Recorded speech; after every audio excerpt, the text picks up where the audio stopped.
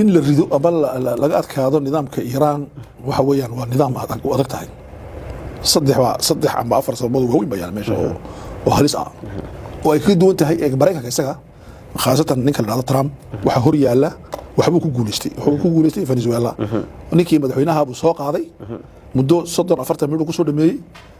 dawladdii hoose ee ninkan la shaqeynaysay baa isdhiibto isaga la shaqeynaysa marka isagu wuxuu haystaa namuudaj wasta model مثال كان بان كدبقينا إيران بولين لكن وحنا أركين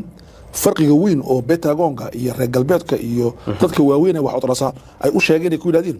وارتاني تلمد معها سواء قرأت معها إيران مركا كسور نقطة أخي مارت أستاذ مارت برزاقو إيران واحد قد وانت هاي دلالك كريتو إيران أرتا ودولة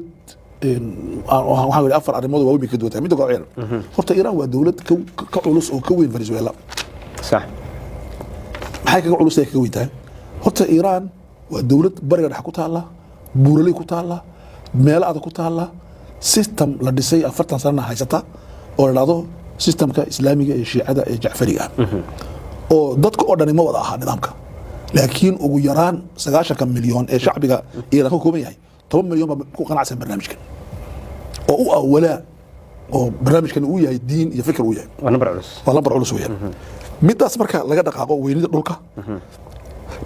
iyo dadka aaminsan fikirkan marka laga dhaqaaqo waa problem adag weeyaan problemka labaad waxa weeyaan Iiraan dawlad basiid ah maaha oo qof ka taliyo Iiraan waxa ka taliya institutionno iska soo horjeeda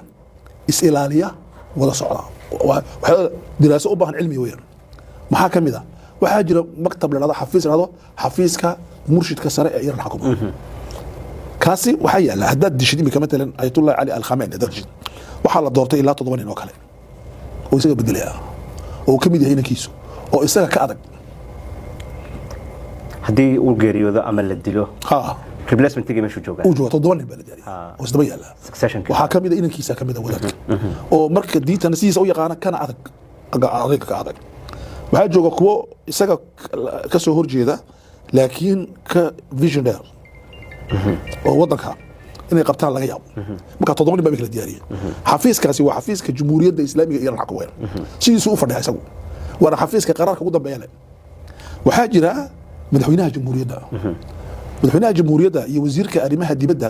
ee Jamhuuriyadda la yiraahdo labadan nin waa laba nin oo bidix ah midig ma aha ma adko waana dadku isku halaynayo ninka la yiraahdo Trump buu leeyahay hadday iyagu soo hadaan iyaga shakadooda waa suurtagal weeyaan waxaa jira